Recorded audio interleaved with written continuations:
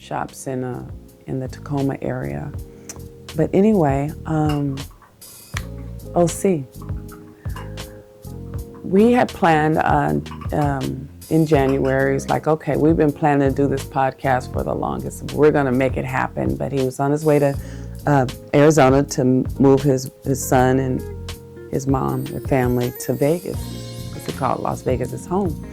And he was gonna go down, get everybody straight, come back up here a little bit, and then go back down. So I said, when you come back, we're gonna do the podcast. And so we're the type of people, we can just flow, if we can free flow, but we get in front of a camera, and I was like, okay, we're gonna do this. I'm just like, I'm on freeze, you know? And so one time we did, it's like, you start, no, you start, you know? It's like, and we're totally opposite of what people are used to us.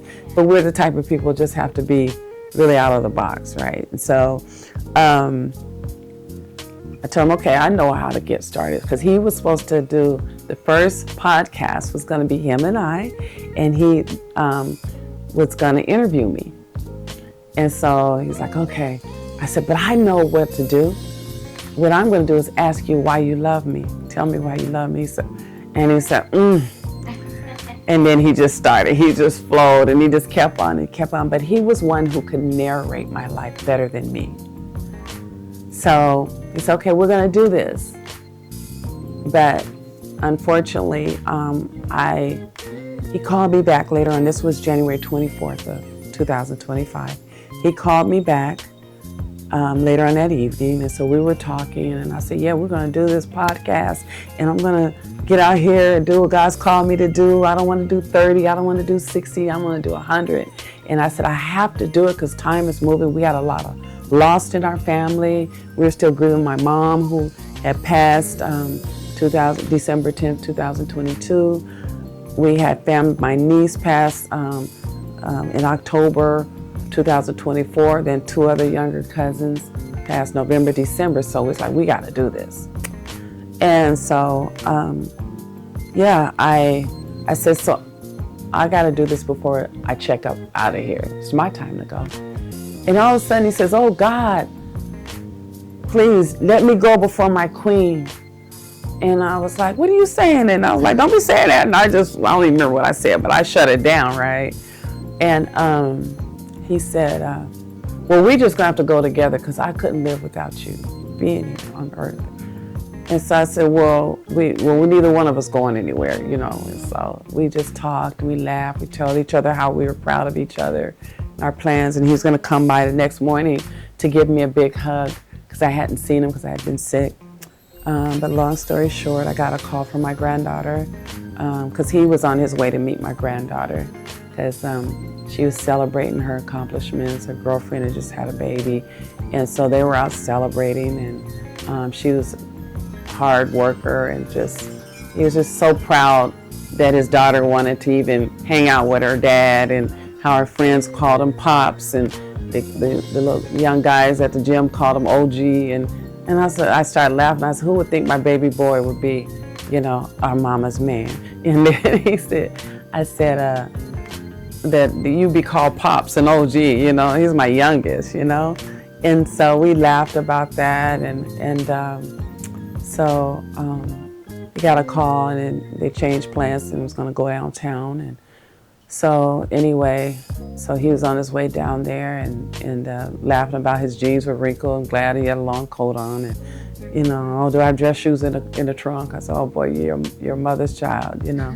We laughed, and we talked about, again, how proud we were of each other and everything. And, you know, my queen, when they see me, they see you, because they're commending you, how good a job you did. And we're just talking, and so he got a call, and he said he called me back, and then there's traffic, and so he,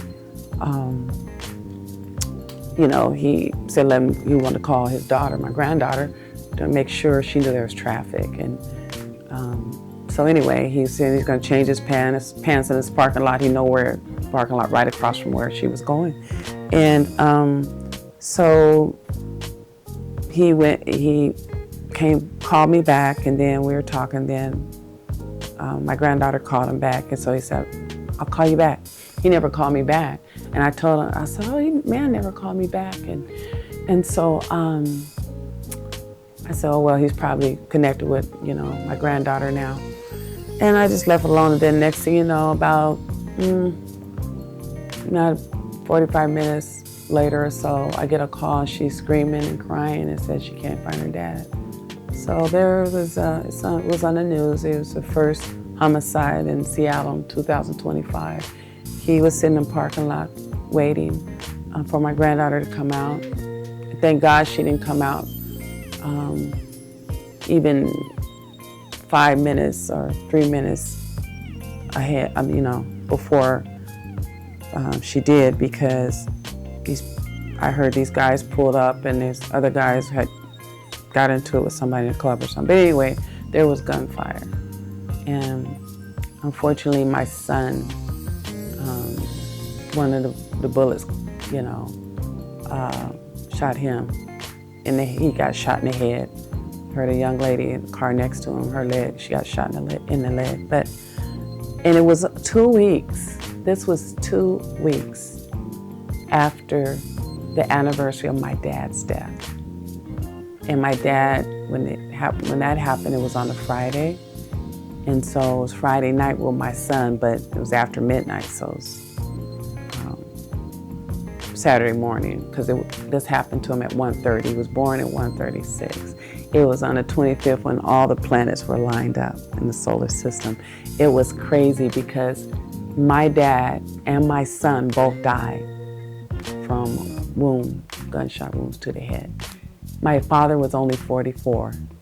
My son was 40, get ready to turn 41 in March. You talking about cross? A cross, meltdown. It was bad enough to lose my mom. And that was waves of grief. But with your child, it was like a tsunami. And he wasn't just my son, he was my mentor, my confidant, he was my best friend. Both of my sons, Garden OC, are my pillars. And I say are because in the spirit, my son is still with me. I just said, hey, he just like that, went through that metamorphosis. His spirit's with the rest of us. We have so many family members that's passed every year in our life up to now. My foster son, he had passed a year ahead of OC, and OC spoke at his gravesite. So I'm sharing these segments of my life. I have enough to share with a whole community. They can have some of my testimony, and I still have plenty. But I'm sharing this as kind of like a background of the name OCTV. It's Overcomers Television. And Ze'lla E Empowerment Network, because I have a lot of friends and family, and they're still growing. That's how we're wired, that are into empowerment. And the vision is for us to join together in ministry, join together in our callings, to empower the world. Because we're living in dark times, and we all need a light of hope. We all need encouragement. We all need a testimony. The Bible said that we overcome through the blood of the Lamb, who is Jesus Christ, and the word of our testimony. So I find my mother taught me this because she always talked about what we went through, and I'll share that at another time what we went through. But my mother said I talk about it because if I keep it in, she would go crazy. And what happens when we keep trauma in, the body literally will turn against itself, because we weren't meant to house the toxicity of trauma. It keeps count. There's a book called The Body Keeps Count. So our mission is to show how we can turn trauma into triumph. Those of us who've been a victim of loss, those of us who've been a victim of whatever kind of abuse or insecurities, abandonment, rejection, whatever it is, God is able to flip the script He is.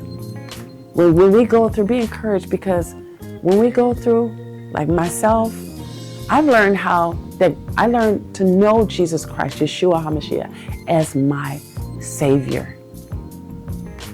I've messed up so many times, but I know Him personally as my Redeemer. I've been afflicted from the top of my head literally to the soles of my feet, but I know Him as healer, Jehovah Rapha. I have been diagnosed with anxiety disorder. I've been in the mental hospital, all of that.